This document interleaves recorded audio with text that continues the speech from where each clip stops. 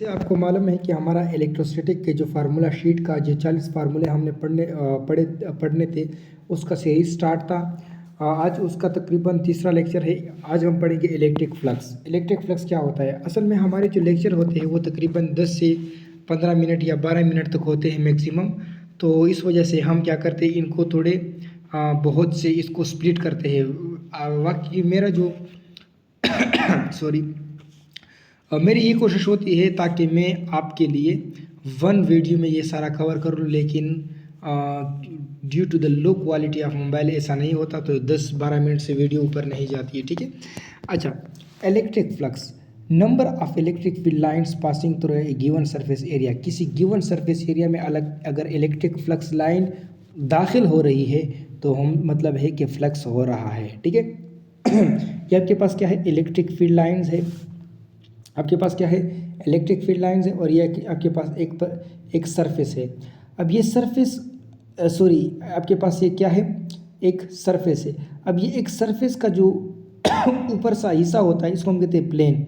और अगर हम यानी कि ये आपके पास क्या है, लेट सपोज समझाने के लिए मैं आपको समझा लेता हूँ थोड़ा बहुत। लेट सपोज ये आपके पास क्या है? सरफेस है। ठीक है। ये लेट सपोज समझते हैं इसको।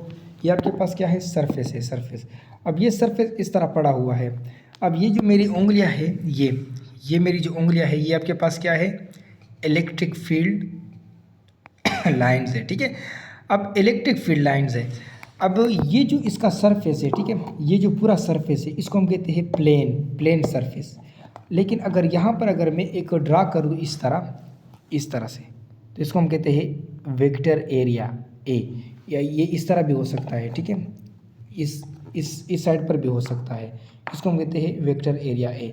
अब आप यहाँ पर देख सकते हैं मेरी जो अगर ये लाइन इस तरफ जा रही है, इस तरह, ठीक है, इस तरह, तो ये इस सरफेस के परपेंडिकुलर है।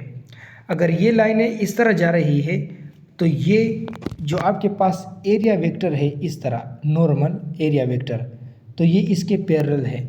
तो यहाँ पर मैंने ये बात लिखी हुई है कि अगर मेरे पास ये एरिया है, आप इसको वीडियो को रिवर्स भी कर सकते हो कि मैंने यहाँ पर इस बॉक्स के साथ क्या किया था।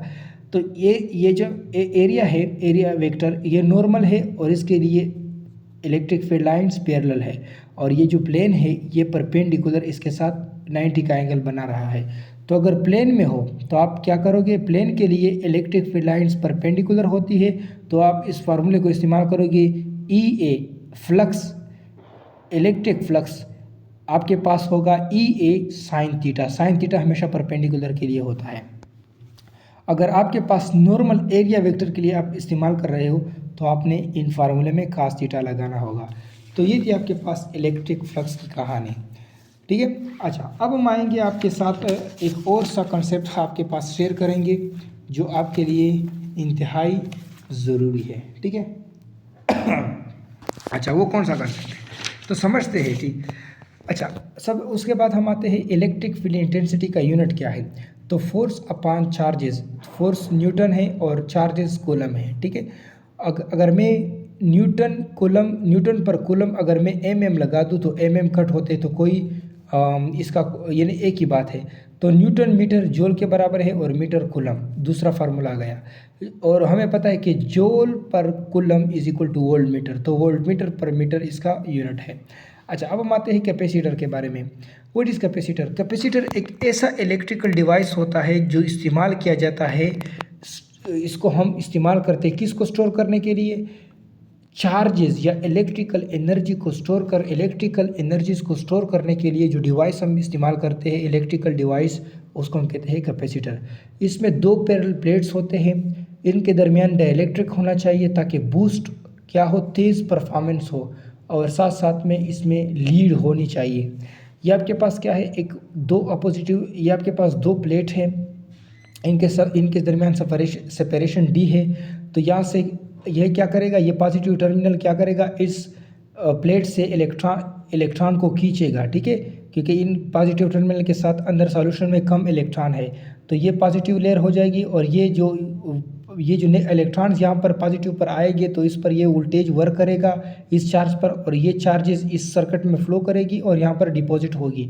तो ये नेगेटिव चार्ज बन जाएगा, नेगेटिव चार्ज प्लेट, और ये पॉजिटिव चार्ज प्लेट। तो हमें पता है कि पॉजिटिव चार्ज प्लेट से लाइन निकलती है और टर्मिनेट करती है नेगेटिव चार्ज प्लेट पर। तो आपके पास ये कुछ इस तरह बन गया। तो जितना ये वोल्टेज ज़्यादा होगा उतना ये आपके पास चार्जेस ज़्यादा आएंगे, ठीक है। अगर प्रोपोर्शनलिटी को हटाने के लिए हम कैपेसिटेंस लगाते हैं तो capacity is equal to Q V, और इसका यूनिट बनता है Q upon V is equal to farad. तो 1 फेरेड क्या होता है? अगर 1 कूलम चार्ज स्टोर हो, अगर वोल्टेज 1 वोल्ट का हो, अगर आपने वोल्टेज 1 वोल्ट का लगाया है और 1 कूलम चार्ज स्टोर हो तो उसको हम कहते हैं, तो वो किसके बराबर होता है? 1 फेरेड के बराबर होता है। और ये कैपेसिटी होती है, एबिलिटी होती है कैपेसिटर की कि वो चार्ज को कितना स्टोर करता है। अब ये किस चीज़ पर डिपेंड करता है? ये कैपेसिटेंस, ठीक है। ये कैपेसिटेंस वोल्टेज पर डिपेंड करता है। अगर वोल्टेज बहुत ज़्यादा है तो कैपेसिटेंस कम होगी। क्यों? क्योंकि अगर वोल्टेज ज़्यादा है तो ये वोल्टेज अगर ज़्यादा है तो ये जल्दी बराबर हो जाएगा प्लेट के वोल्टेज से। तो प्लेट के वोल्टेज के बराबर ये हो जाएगा, तो जिसकी वजह से number of charges come deposit होंगे। तो इनके दरमियान स्ट्रॉन्गेस्ट क्या नहीं बनेगा? स्ट्रॉन्गेस्ट आपके पास चार्जेस स्ट्रॉन्ग नहीं होंगे। फिर उसके बाद डाई इलेक्ट्रिक, मैंने कहा कि डाई इलेक्ट्रिक बूस्ट परफॉर्मेंस के लिए इस्तेमाल होती है। तो अगर डाई इलेक्ट्रिक होगा परमिटिविटी, तो उतना जितना परमिटिविटी ज़्यादा होगा, स्ट्रॉन्ग होगा, उतना कैपेसिटेंस ज़्यादा होगा। क्यों? क्योंकि ये परमिटिविटी क्या होती है? प्लास्टिक मीडियम की हो सकती है, एयर की हो सकती है।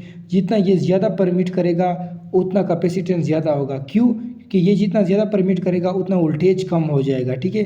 वोल्टेज कम हो जाएगा तो जिसकी वजह से अगर वोल्टेज कम है तो इस फार्मूले में आपने सीखा कि वो अगर वोल्टेज कम है तो कैपेसिटेंस ज़्यादा हो जाएगी।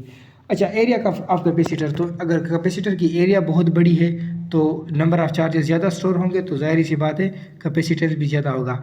अच्छा, ये किस पर डिपेंड करती है? Distance between the plates, plate के दरमियान जो सेपरेशन है इस पर डिपेंड करता है। जितना ज़्यादा सेपरेशन होगा, डिस्टेंस ज़्यादा होगा तो कैपेसिटेंस कम होगी, ठीक है।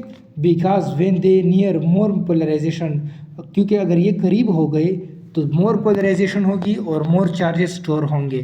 तो फाइनली आपके पास फार्मूला बनता है capacitance is equal to area of capacitor, जितना ज़्यादा होगा उतना कैपेसिटेंस ज़्यादा होगा, और परमिटिविटी जितनी ज़्यादा होगी उतनी कैपेसिटेंस ज़्यादा होगी, और डी जितना ज़्यादा होगा उतना कैपेसिटेंस कम होता जाएगा, ठीक है। अच्छा, उसके बाद हम आते हैं कम्बिनेशंस ऑफ कैपेसिटर को कंबाइन करना किस मकसद के लिए? ताकि अगर आपको ज़्यादा क्या चाहिए, फेरेड चाहिए, ठीक है, तो आपने इसको सीरीज़ में कंबाइन करना है। अगर आपको कम चाहिए, अगर आपके पास ज़्यादा है, कम चाहिए, तो आपने पैरेलल में कंबाइन करना होगा। सीरीज़ कम्बिनेशन में आप पढ़ते हैं तो इसमें इन टू इन का कनेक्शन होती है। इसमें क्या होता है? इसमें आपके पास ये कैपेसिटर नंबर 1 2 3 इसको हम सीरीज़ में कनेक्ट करते हैं पॉजिटिव नेगेटिव टर्मिनल के साथ, ठीक है। अच्छा, यहाँ पर क्या होता है? यहाँ पर ऐसा होता है कि चार्जेस सेम होती है और वोल्टेज डिफरेंट होता है, ठीक है। चार्जेस सेम है, ठीक है, Q1 Q2 ये आपके पास क्या है? सेम है, ठीक है, लेकिन वोल्टेज डिफरेंट है। तो यहाँ पर आपके पास फाइनली आ जाएगा कि net capacity is equal to ये डिवाइड में होगा कैपेसिटेंस 1 2 3 4 पैरेलल प्लेट कैपेसिटर। इसमें क्या होता है? वोल्टेज सेम होता है लेकिन चार्जेस डिफरेंस होते हैं। तो आपके पास क्या आ जाएगा? इक्विवेलेंस कैपेसिटेंस C1 बटा में नहीं होगा, डायरेक्ट होगा। उसके बाद आता है पोलराइजेशन का मतलब क्या है? जब दो चार्ज प्लेट अपोजिटिवली चार्ज प्लेट के दरमियान कोई डाई इलेक्ट्रिक रखते हैं तो उसके एटम क्या होते हैं? उसके एटम के फ्री इलेक्ट्रॉन जो होते हैं वो पॉजिटिव प्लेट के करीब हो जाते हैं, और पॉजिटिव जो चार्जेस होते हैं वो नेगेटिव के करीब हो जाते हैं। तो इनसे पैदा होता है एक इलेक्ट्रिक फील्ड जो इस फील्ड को अपोज करता है, वीक करता है। This is called polarisation. वस्सलाम।